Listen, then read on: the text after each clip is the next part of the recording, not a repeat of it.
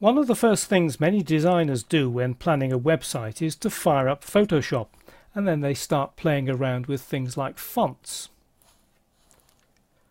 looking at different colours, working out which images to use. It's quite understandable because that's what designers do. They design things.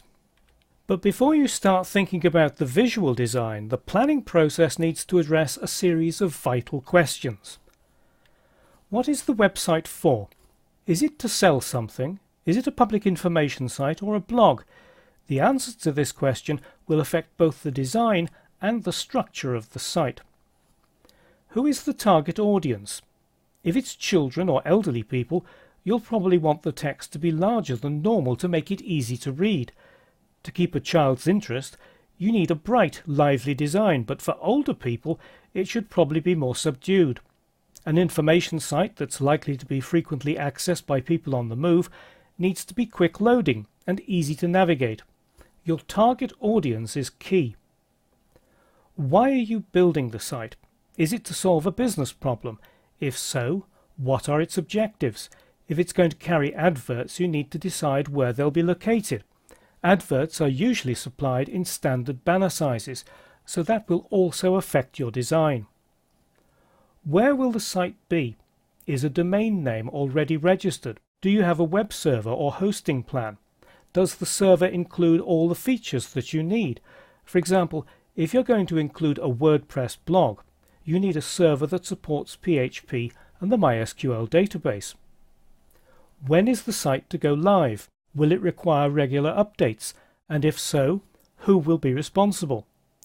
It may take some time to get all the answers to those questions, but once you have the basic information, you can start thinking about the information architecture. In other words, how to structure the content of the site. For a very simple site, you might need only a handful of pages, one for each main topic, and they can all go at the top level of the site. For a more complex site, you need to create separate folders or directories for each topic. In this example, each product can have its own page, and the support section could have a series of articles. There's no single right answer. Each site needs to be assessed individually. This is the design for the case study that runs through many of the lessons in this course. It's actually a fixed width design, which works well on a desktop but not on the smaller screen of a mobile phone or tablet. I've done that deliberately because it's easier to learn the basic techniques of building websites without worrying about different screen resolutions. But my design process did involve thinking about how I could reflow the content on smaller screens.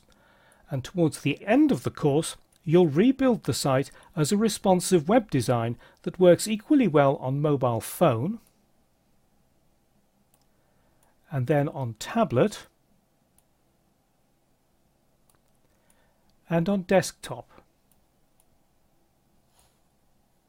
There's a lot more to building a website than just creating a beautiful design. Ask yourself the 5 W's. What is the site for? Who is its target audience? Why is the site needed?